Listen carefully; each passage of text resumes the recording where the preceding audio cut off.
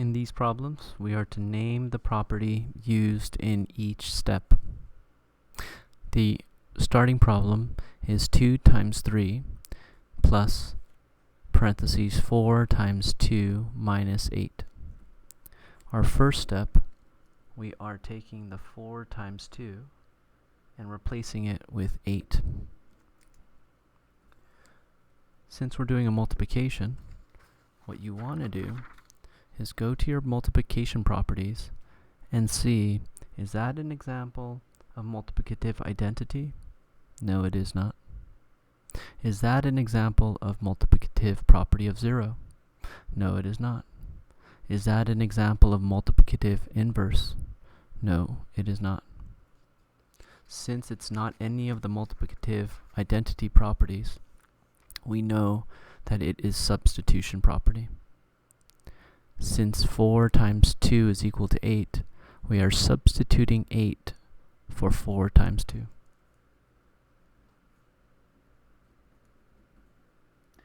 And instead of writing substitution property, I'm just going to write substitution. The next step, we are taking 8 minus 8 and replacing it with a 0. And before you jump to conclusions and call it substitution, we want to look through the additive properties. Is 8 minus 8 being replaced with 0 an example of the additive inverse property or the additive identity? Yes, it is. It is an example of additive inverse property. So let's go ahead and place that as our answer.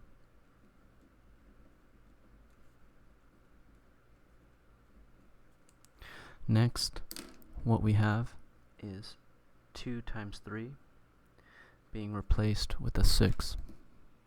Since a multiplication is happening, we want to look at our multiplicative identities. And is 2 times 3 being replaced with a 6 an example of multiplicative identity? No. Is it an example of multiplicative property of 0?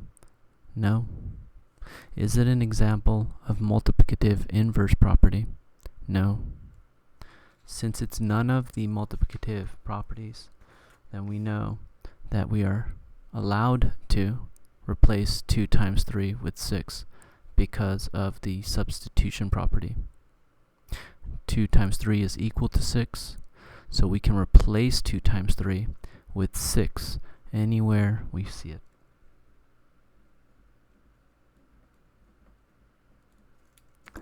The last operation takes 6 plus 0 and replaces it with a 6.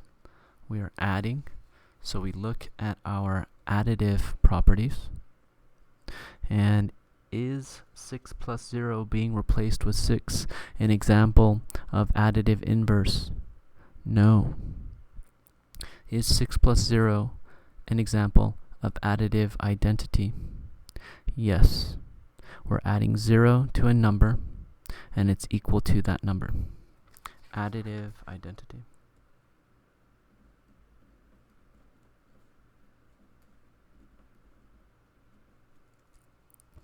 Let's look at our next problem.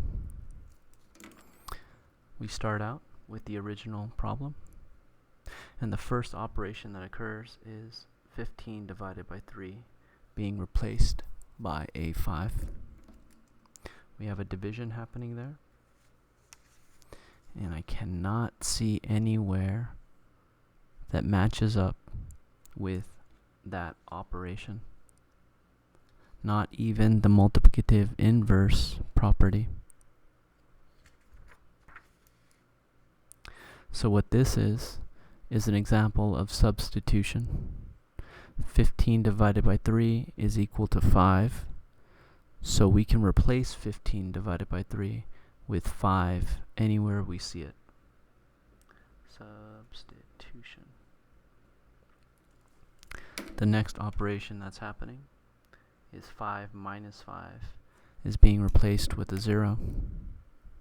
So let's go over to our additive identity properties. Is 5 minus 5 an example of additive inverse? Yes, it is. So we'll go ahead and use that as our justification for that step.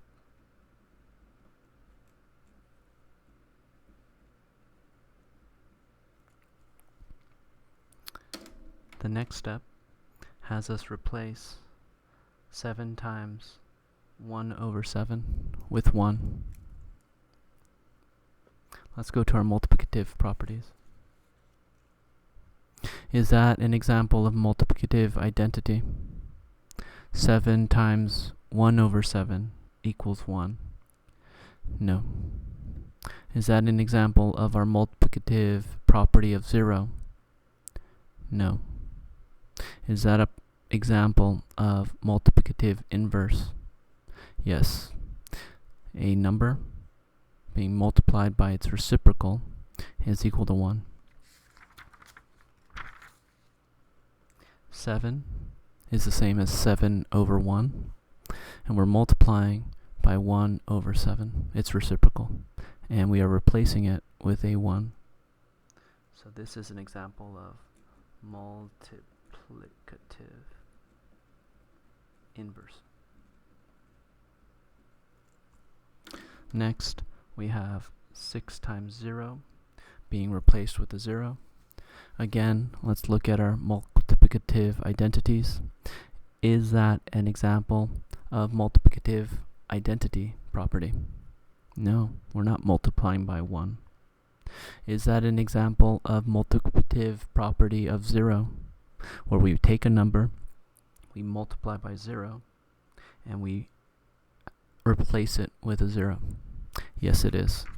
So the justification for this step would be multiplicative property of 0.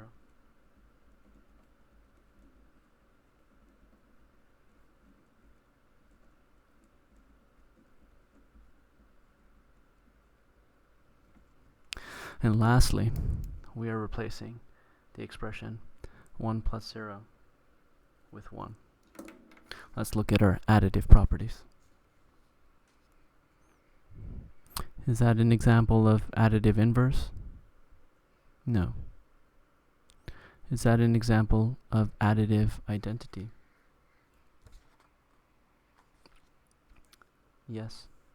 We're taking a number and we're adding 0 to it, and we're replacing it with the same number. 1 plus 0 is equal to 1.